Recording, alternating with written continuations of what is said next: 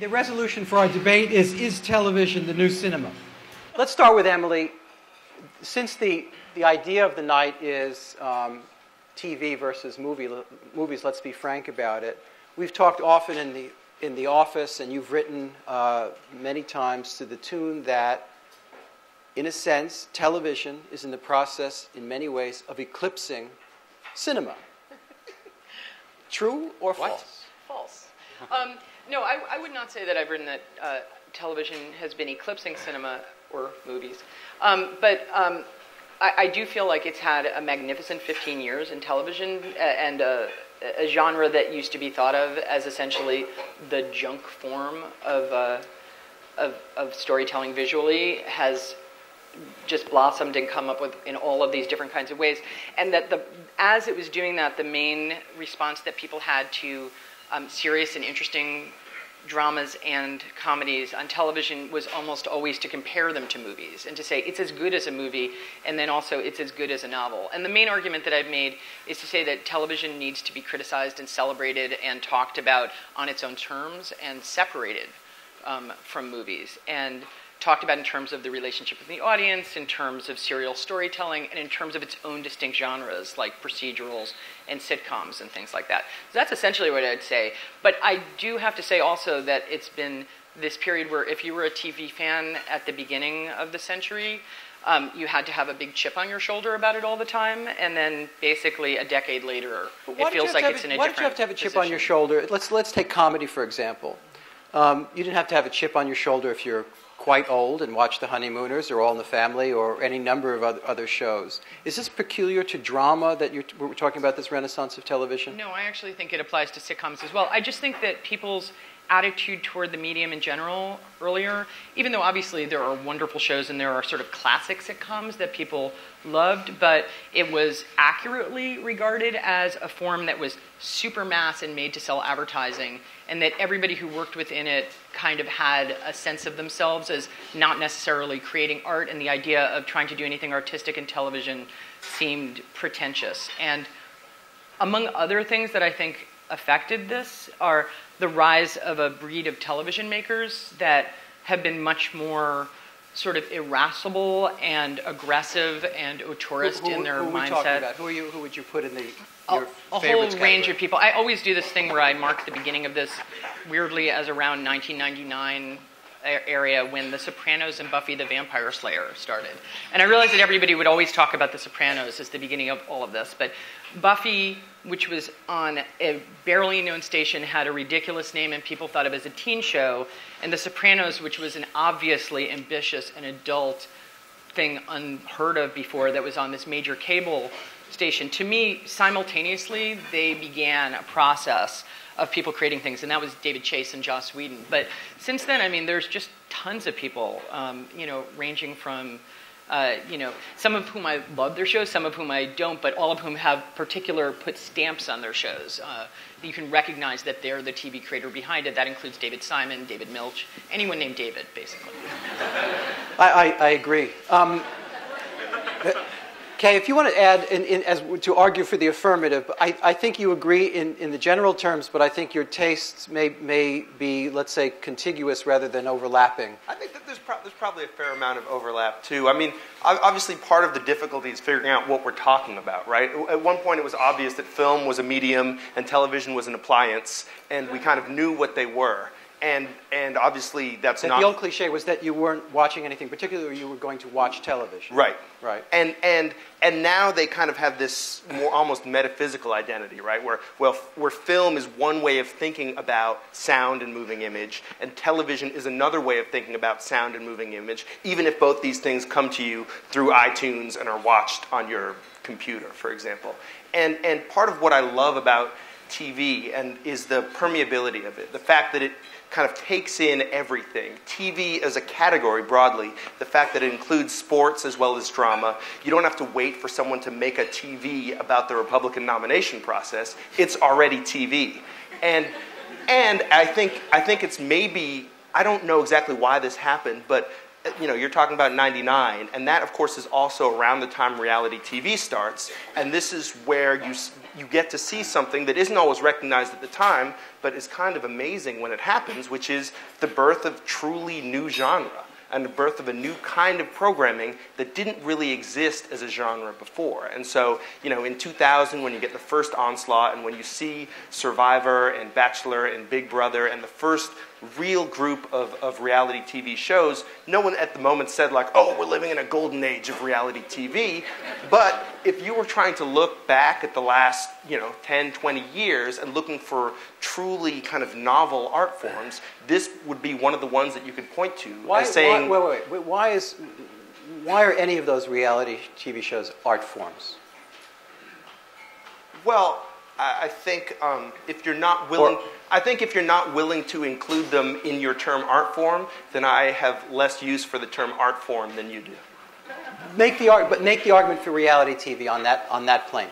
Well, I think that one of the things that reality TV does really well is it makes room for a kind of ambiguity that I think is really resonant at this particular cultural moment. In other words, it puts all these characters together, and at the end of the season, it doesn't necessarily draw together into a moral or into a lesson or into a resolution, because there is no resolution. It just kind of goes on and on. The show doesn't end when it seems to end, because the characters keep living. The characters aren't quite under the control of the producers, no matter how much they try to edit them. And so I think it really is a kind of...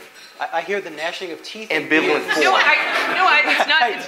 It's not disagreement. I actually wanted to say one of the weird things about talking about scripted television and unscripted television and all the different genres that were mashed together into reality is at the beginning of the decade, these things were seen as absolute opposed forms. Right. They were the enemy of the other. I mean, reality TV pays the people who make it nothing. They don't have to pay actors. And the entire production of it eliminates writers a lot of the time, and they were seen as the thing that was going to destroy scripted television. Right. And one thing I think is often not noticed is the fact that because reality was so powerful, you couldn't stop watching it, voyeuristic in these really modern ways, it actually has catalyzed a whole realm of scripted television that was responding both critically and excitedly to it. There would be no Arrested Development if it wasn't for the real world. One example of that? Well, the Arrested Development is a mockumentary, and all of the sitcoms that are mockumentaries are direct responses to reality television. The Office was created because it was an anxious, opposed, but also using all of the techniques of reality television to create a satirical show that was about the craving for fame and the craving for attention. David, we were in the office yesterday, day before yesterday, and I said, what do you watch on TV? And you mainly said news commentary, MSNBC and the like, and some sports. I've done a little prepping. Nothing like a conversation with you to get you, turn on stuff. As you know, I'm an Upper West Side romantic traditionalist prig. So I still value, what excited people in 1915, which was the quasi-religious element of 500 people arriving in the dark and feeling everything at the same time. And so no one here has discussed yet the viewing experience, which is still very emotional in a movie theater. If you see people coming out of a movie theater of a good movie, they look glazed. Their eyes are glazed because they're still playing the movie inside their heads, glazed in the zombie in a good way. Yeah, and I think I don't want to give that up. But 15 years ago is the right time, because it was exactly 15 years ago one morning when I realized that there was no longer a step down for actors and writers if you worked in television. And the reason television's gotten so good is because the writers are so much closer to the end. I mean, these people you mentioned are all creators of shows. If you're a writer in movies, you get thrown off the set if you make a suggestion to change a piece of dialogue. David Simon is a very insistent man. He came up to me and grabbed me by the lapels at some event and said, as long as I don't have to sell tickets, I'll be all right. By which he meant that his business model, which was subscription TV aimed at adults, allowed him to do his kind of serious work, serious content, in a way that a theatrical box office opening weekend, model did not. But David, have you gotten involved watching? I mean, one only has so much time in a day, in a week, in a year. But have you, even the more obvious big series, Sopranos, Wire, et cetera, Sure. you have? Yeah, sure. I love things. And how do they? And what advantages, disadvantages, qualities? Because they so penetrate a milieu, a working milieu. That's what is gone out of movies. To see how people get by the little stories as well as big stories, day after day, the protocol of relationships, the hierarchy, and whatever it is, whether it's an ad agency or a police station. I love that. And you can't. That's not in them. There are other things in movies that I don't think you can do in TV, but that I love. So besides the viewing experience of sitting in this quasi-religious megaplex, you're speaking for the affirmative in a sense. I don't think there's any status difference anymore in the two art forms. I think wonderful things are possible in television, but there's a kind of use of film language, creating a kind of new language, like Richard and I have been talking all year about Tree of Life, which uses the camera in a way that's radically different from the way most people have used it in the past. And you're not likely to see that in television. It's a very ambitious movie, a metaphysical movie, right? In this one little family, at this one moment, when a child is there fighting with his father in the front lawn of a house in Waco, Texas, in 1954, all of existence is comprised in that moment. And James Wood recently in an article compared it to moments in Virginia Woolf that have that same kind of resonance. Richard, you and I have been going, your blog is called The Front Row. You and I have been sitting in movie theaters in the front row since we were 19 years old. And if they don't name two seats after us in the film forum, I'm going to be very disappointed. You watch it very often in a typical day, whether on disc or in a theater, 3-4 films a day. Usually a couple films a day. Yeah. Sometimes 3 or 4. On a weekend, yeah. But this kind of television has not kind of entered your diet very much at all, has it? I have tried to shove it down my throat. If you'll pardon, I'm trying, if you'll forgive the use of critical jargon, I find that The Wire sucks. And what sucks about The Wire is that the acting is over-emphatic and there is no image. Above all, there is no image. Okay, you were saying that television is another way for us to think about image and sound. No, it's a way for us not to think of image and sound. What we think about in television is story. And I kind of have contempt for story. The story of War and Peace is a Wikipedia entry. Story is a framework. And the genius of the system in the classic Hollywood era is building tighter yet more flexible frameworks for a new kind of, let's say, visual or audiovisual architect, whether it be Fritz Lang or Alfred Hitchcock or Douglas Sirk or Nicholas Ray, to build a new kind of, let's say, superstructure that then the moderns then show that structure at the same time as they tell the story. But they are thinking about and in images and sounds. In television, people think about story. And I find it boring. Wait. But Richard, when you go to see Mission Impossible 3, a movie that you expressed great pleasure. Four we're up to? 4. Yeah. With the gloves and the... you liked it. Yeah. And you liked it. Why? It certainly is not on the level of Fritz Lang and Hitchcock. No, but I didn't like it on the level of Fritz Lang either, but I liked it on the level of Brad Bird. When he chooses a picture, he chooses the picture. Mm-hmm. You get a sense that there's somebody who's thinking, what should the picture be at this moment? Not what should the story be or the dialogue be, although he's very conscious of this too, but the image does what he wants it to do. And the films that are around now that I would compare to Hitchcock or Fritz Lang, look, a movie like Shutter Island, a movie like Miranda July's The Future, a movie like The Tree of Life. There are still movies that are being made on an extraordinarily high level of aesthetic creation. So when you say The Wire sucks, a statement I would create a good deal of distance between the two of us on.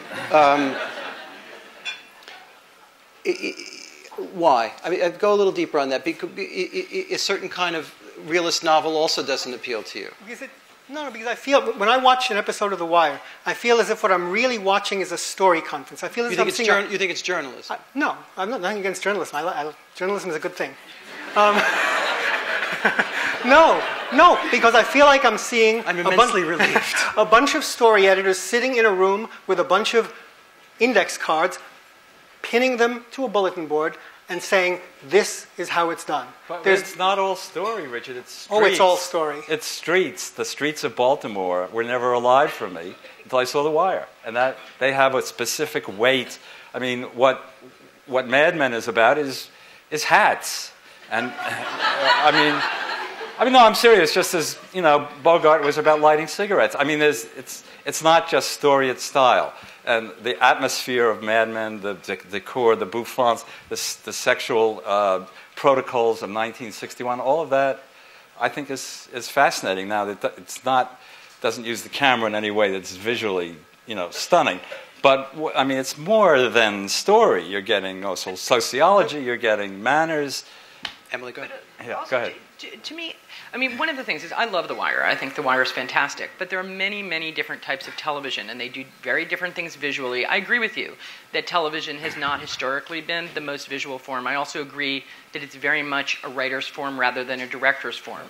Historically, within the short period that it's been doing all these more ambitious things. The director is more the hired hand. The director is the hired hand on TV, and then there's this role that's the showrunner that operates differently on cable and on network. I mean, it's hard to lump all these things together. We always end up talking legitimately about, The Sopranos and The Wire, and Breaking Bad would be another one that actually is a very visual show. But, then there are a million shows that do, to me, highly ambitious things that don't simply have to do with sort of reducing it to a series of note cards that tell a story. And part of that is because there are specific genres to television. Some of them are very stripped down, like sitcoms. Sitcoms are not necessarily highly visual forms, but they have their own rhetoric. They have their own pleasures of repetition. They have their own ways they use characters. In effect, the cinema is where you are watching accompanied by someone just outside the frame, namely the director, whose consciousness is doing the framing. And this is from the very beginning with the Lumiere brothers, who would film a train coming into the station.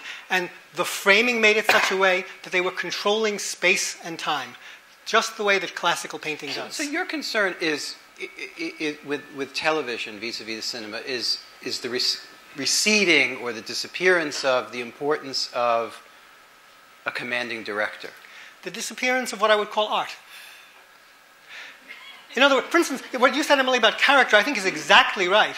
I think that character is, in a way, the pathology of television, which is to say that I think people, the reason why in the last dozen or 15 years people have come to love these extremely intricate character-driven series is that they're so damn lonely. And then they sit home because, and then they watch more television, Richard, and then they get lonelier, and then they watch more television. Richard, and then they go on the internet and write about it. No. This is bullshit. Wait, Richard. I'm not any lonelier or less lonely than you are. I go to the movies all the time. It's not about loneliness. I mean, it's about sustenance. Look, you love. I'm sorry, you're now being led into a private relationship that has been going on for God knows how long. You better to use. It's fascinating to me because basically what you did is you just conflated television and internet, the two sources of loneliness that just reflect a lonely culture of lonely people. This doesn't ring true to me at all. Like, it's just not my experience of television or anything else. And I think it's historically exactly the way that people have seen television. Television has been regarded as a box in the living room that poured out sort of undifferentiated cookie dough for you to swallow without chewing and then go to sleep. And it's just not, to me, the way that television is made or experienced at all anymore. Reality television, which we barely scratched the surface on. We're seeing characters and stories and situations that would be hard to see in a scripted format. It would be hard to have those characters come together without a sense that a filmmaker was trying to tell us something about them or making fun of them or trying to explain why their lives were this way. So Richard asked the question, it's sensible. Why is this different from, and maybe than Frederick Wiseman or the Maysles brothers? Or... Well, I think it's certainly the offspring of that, and I think that the idea that you could take that and put it into a context here where it's that while also being basically a teen drama is new and is something that I'm sure those directors would not have seen coming necessarily. And I think you know, when you look at a clip like that, I think part of what you're seeing again on all the characters is that they're trying to figure this out too. And I think that scripted dramas in general haven't been as good at showing us those sorts of unresolved situations and those situations where the characters themselves don't even know how it all is going to work out. But doesn't the presence of the camera in reality just force people to enact certain kinds of behaviors so that they exist as characters? Only on Jersey Shore. I think the presence of cameras warps these people's lives and makes us think about the different ways our lives are warped every day. By cameras. But the same thing happens in the great documentaries. I mean, when you look at the Leacock documentaries, I mean, we just finished a little series down at IFC. I was presenting a couple of Drew Associates documentaries. Those figures, those people knew the camera was there. They were interacting with the camera. Cinema verité doesn't mean an invisible camera. What it means is engaged filmmakers who are personally implicated in a situation and characters who are aware that they're being implicated in the same situation with the camera. It doesn't mean invisibility. You know, I do think it's funny. You and I were having I'm also a big fan of Teen Mom. We had completely different responses to the show. And one of the reasons that I liked the show was, and this is a very moralistic thing, because you saw it in this the sort of freeformness of people's responses to it. I mean, one of the reasons I like the show is there's actually a bizarre amount of teen pregnancy on television right now. On Glee, there's this extremely strange show called The Secret Life of the American Teenager that I'm obsessed with. But all of those shows are these like fantasy teen romances that incorporate teen pregnancy, and I think they're really interesting, but find them genuinely disturbing. And I had a different reaction to Teen Mom when I was watching it. I was like, this is amazing, because it had a lot of the power of a certain kind of reality television that is directly related to documentary. You know, there's different kinds of reality. It combines game shows, talent contests, soap opera, all sorts of things. But this show actually is essentially a series documentary. But there was no way that I could watch the show, and there were a lot of critics of the show saying it glamorizes teen pregnancy. And I was like, who could watch the show and not see, you know, with real tenderness, the struggles to me of these girls who were in this trapped position where they realized not just how hard it was to have a baby, but also now they're trapped forever with the worst boyfriend that they'll ever have. Like, it was just, you know, like it happened over and over again. You saw the boyfriends differently than I did, but I really saw this repeated thing over and over again where I was like, wow, this is actually almost like an after-school special where the message of it is, if you do this, what will happen is you will end up with this crap boyfriend who will be horrible to co-parent with, and you'll be totally dependent upon your parents that you hate, that you were trying to rebel against in the first place. Very interesting. That's only half the message. The other message is you'll be famous. You'll be famous and possibly even rich. I mean, there are girls who go on this thing and start to sell products and those mixed messages are what make the show interesting. Absolutely. And what make it resonate with the world of mixed messages that we live in. Okay, thank you. Look, now I'd like you to get a chance to ask some questions. Be nice. Or not so nice, but make it a question and not a speech. The question is, why focus on, in reality TV, and maybe this is a question for Kay to start, why focus on deviant behavior, although, well, I won't argue with your question, and as opposed to normal behavior? I've yet to see it. Go. Well, I think part of the reason the behavior appears to us as, you know, so outside our own experience is precisely that it's not fictional.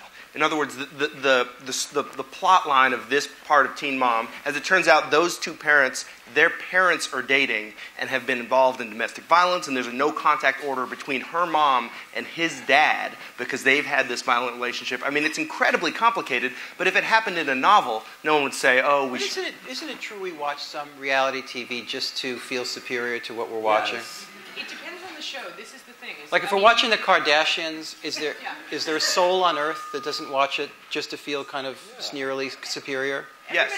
Everybody. Yeah? They're talking about reality television as though it's only one thing is no longer at all possible. I'm asking about a particular show, and which has huge ratings. Kardashians. To me, the Kardashians, and these are shows that I personally am not into, and in fact do have ethical problems with. I'm sure you differ from me in this. Like I have a range of reactions to different shows, and actually, I relish the voyeurism of them. I also straightforwardly love the fact that in a very complicated way, the only place that poor people are really shown on television is to, you know, like a show like this is a setting that just doesn't end up on a lot of other shows. Right. Sometimes shows like this make fun of people. Teen Mom isn't really one of those shows. Like, it actually isn't a show that is just a contrived mockery. But there are a lot that do. But the Real Housewives shows absolutely are. Okay. The question on board is: are TV and film converging in some way? And the example you're using, I think you're hinting at Downton Abbey. Am I correct? Yes. Okay. Upstairs, downstairs. So Bolanda would say it would be what you were saying about this. Who are you pointing to? Richard. Richard. It's certainly true that there are points of contact between television and cinema because, after all, as we discussed earlier, television is also simply a means of transmission. So a film that's made for a movie theater can as easily first be shown on television and then be shown in movie theaters. And of course, there are niche audiences. PBS caters to a certain kind of audience, and so there's a certain genteel or sophisticated content that you'll find there that you will also find in movies. I mean, The King's Speech would play perfectly well on PBS. I don't mean that as a compliment. And Gosford Park was like a upstairs, downstairs. Go ahead. I was going to say, it is interesting, this sort of discussion.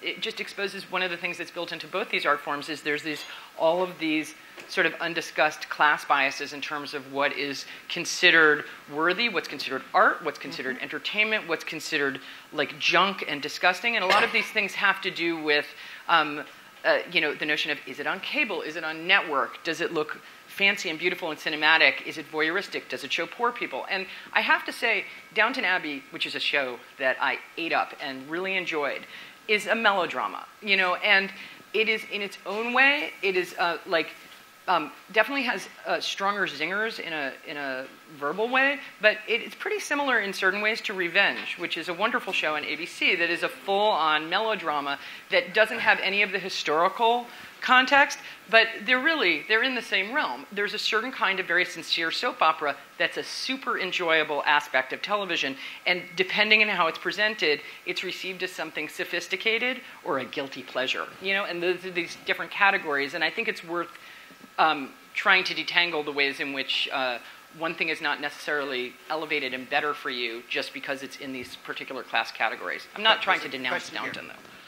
The question here, if I can derive from it, is one of the key obvious differences between television and film is that film, with very rare exceptions, goes somewhere between 70 minutes and 2.5 hours. And a director who has a film that's 3 hours has to fight like hell and usually loses to get it in the theater, period. Television series can go on for half of our lives if they're very successful. That's one thing, is drawing actors, great actors, to television, where it would have been considered a real step down in status 30 years ago.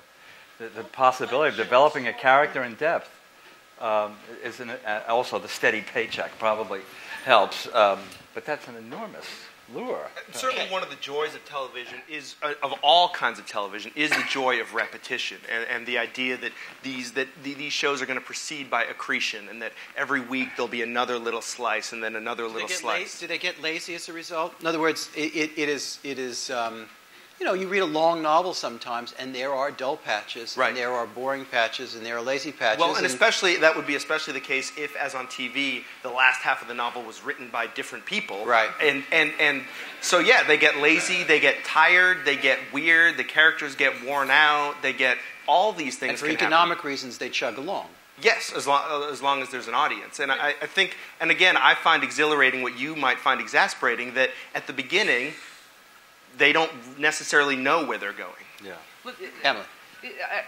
I mean, it is a very complicated thing about criticizing television, is exactly what you're talking about. It's highly collaborative. It takes place over time. It's driven by all sorts of forces that have to do with the audience response to it, which affects the show, the ratings, and all of that kind of thing. But of course, it's not as though movies are exempt from economic aspects that determine what kinds of movies get made, how they get seen. Totally. And the two movies that you guys presented are wonderful movies, but also they're a very specific kind of avant-garde art movie that is seen by a small proportion of people. They don't really represent, to me, the range of what movies are. And so to compare them, it's just an interesting thing, because that's the hard thing about discussing what is TV, what is movies, because you were talking about narrativity, which I absolutely agree is one of the hugest strengths of dramas, especially in the last 15 years, which have had this boom in richness and novelistic depth, as much as I want to detach it from novels, but they are like novels. Of course, there are other forms of television, cop procedurals, which are not actually about like depth and narrativity, but they have their own pleasures and depth, and they are actually the source of some of the greatest television. I mean, The Wire is essentially an exploded police procedural. Is there So any are other element to shows. this? And I watch a dangerous amount of television. Is there any sense that we're also, in addition to the very good things, that we're starting to reward ourselves for liking things that may be not so good, but we want to feel good about watching them sometimes? Like, for example, Law and Order. Law and Order is addictive. But it's the same damn thing over and over again.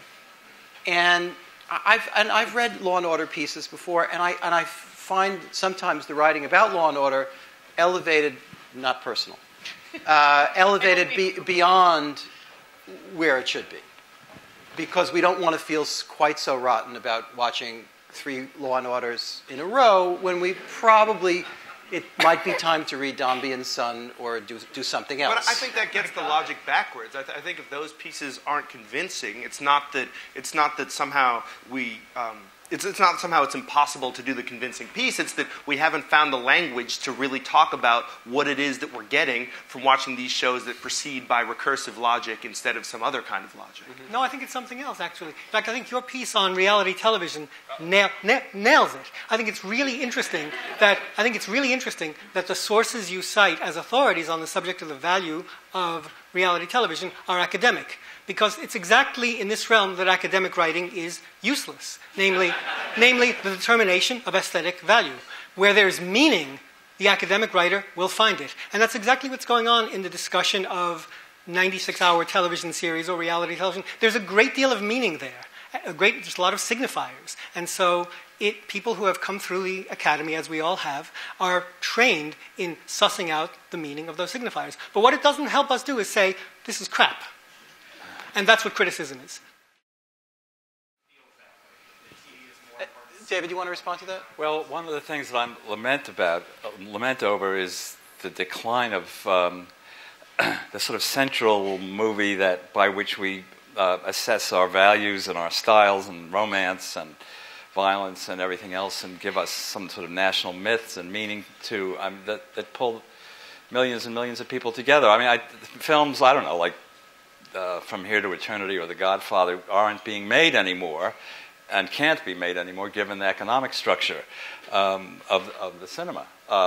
What the studios are interested in is sci-fi and family spectacles that will gross $100 million in the opening weekend, or thrillers and horror movies that have an assured audience on a low budget. So the important movies in the way that maybe we used to mean, I don't want to argue myself out of a job here. There's a lot of art in movies, and Richard has touched on some, and I've touched on some, and there are many more. There are a lot of little movies that get made along the margins of the studios, and each one is an anomaly. There's no structure that supports it. So last November, December, you had Black Swan and King's Speech and The Social Network and True Grit and The Fighter, 5 movies that cost only about $20 million and grossed in multiples of 8, 10, 12 times, but that it doesn't necessarily, except for the participants who might do well in their careers, but as a structure, it doesn't lead to anything else. Each one is an anomaly. They get financed by Europe, by hedge funds, by eccentric millionaires like Jeff Skoll, by the children of eccentric millionaires.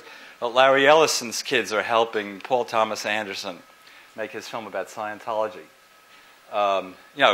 Trust fund babies are going to become major producers. So the structure isn't there for the kind of movie that I love. The specialty divisions aren't as strong as they were 10 years ago. But you want to argue that? Yeah, I mean, I think they're getting made. They're just getting made on a lower budget. Yeah. And I don't think it's a problem. I don't think that the studios that we fantasize about actually were a field of dreams for filmmakers. On the contrary, many of the great filmmakers had enormous trouble, even except for maybe a little window of time in the 70s, getting made what they wanted to get made. And that was because the studios were in a state of collapse and were desperate and turned to the filmmakers begging.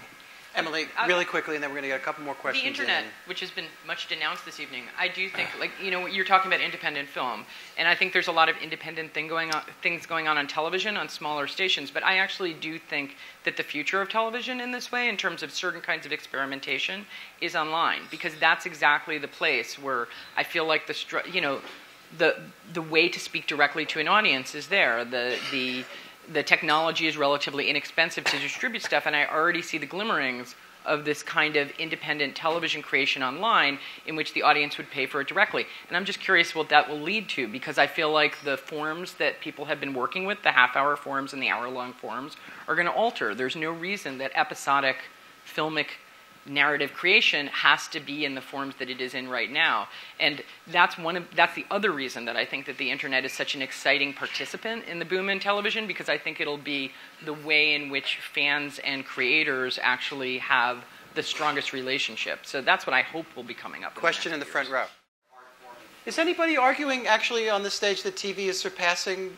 Are we talking about surpassing, other than just to be provocative in the very beginning of the discussion? I don't think we are. They're not in competition with each other. To me, it's like talking about fiction and poetry. But that's what will dissolve, in my opinion. What will dissolve is the necessity to justify great or terrible things on television by comparing them to greater television things in movies and novels. What needs to develop is a way of talking about television that honors the specific qualities of television and doesn't treat it as in constant relationship with movies. But that doesn't have to do with movies shriveling. I'm sorry? Yeah, hence our conversation tonight. Yeah. But to me, it doesn't have to do with movies shriveling and TV growing. I just don't see them as having that relationship. But you can imagine a situation, if you look at if you look at the relationship between movies and theater, and you could certainly say that in the popular consciousness, people know the new movies much more than they know the new plays. And you can certainly imagine a world where those kinds of relationships change, and maybe where film occupies a role that's closer to the role that theater occupies in our world. Well, Richard and then David. In a fundamental way, television killed movies 50 to 60 years ago, depending on where you're living, which is to say that what used to be your primary form of audiovisual experience, the cinema, the movies, became a secondary form of audiovisual experience. Attendance dropped dramatically and killed the studios. In most countries of the world, attendance dropped so precipitously that it killed the entire film industry, except to the extent that there may be government subsidies to keep it on life support. So in a certain way, television has won.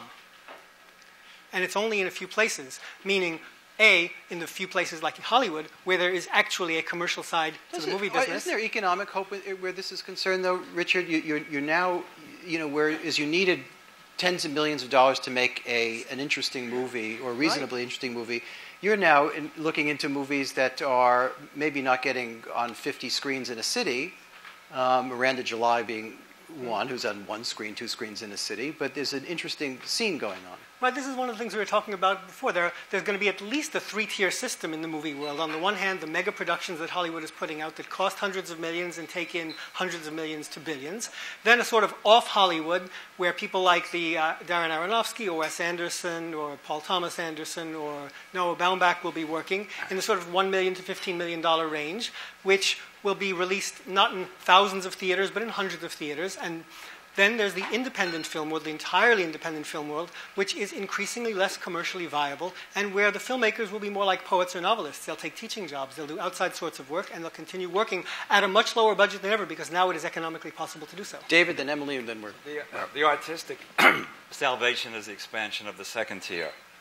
And the fact that a lot of the big spectacles in the Christmas season didn't do very well is, to me, I don't know, it's unpleasant to root for anyone to lose money, but it makes me think that they might rethink that whole business model and start to recover grown-ups as an audience. I mean, people who are younger than 45 don't realize that movies used to be made for grown-ups, not for kids. They so accept the conglomerate control of pop culture, they don't realize how different it is from earlier years. So I'm hoping that there will be more good movies in the second tier made in the $10 to $15 million range, where you can do quite a lot. What you can't do is digital spectacle, but I don't care anymore. So about that, I would say you can't. I'm sick. You can't have narrative if there's no gravity, and you can't have narrative if there's no death. How's that? The Black Swan was full of digital spectacle, by the way, on a very low budget. Yeah. Full of digital Emily, spectacle. you want to close? Well, one thing I want to say is that one of the things I love about television is I feel like a lot of people have been talking about how things have. I love the word art, but I don't like the word important. And I feel like one of the things that I value about television is because it comes from a form that was traditionally looked down on, is treated as junk, is treated as entertainment. As were movies at one point. Yeah, exactly. And as were novels at one point. And in people, I feel like I always want the entire form to be able to be appreciated at an elevated level and never slip into that horrible box of it being educational, it being vitamins, that there's a value in spectacle, enjoyment, greasiness, wildness, and all of the kinds of things that were traditionally associated with everything, comic books, and that is a part of TV that should be celebrated as much as the other parts of television, and the reason that we always come back to discussing The Wire, which is a very good show and has some of those qualities. It is a cops and robbers show, but at the same time, I think that that would be the mistake, is at the point that we start talking about television as something valuable, worthy of being analyzed, that we lose track of the fact that, it's also a tap dance. It's supposed to affect us and punch us in the face.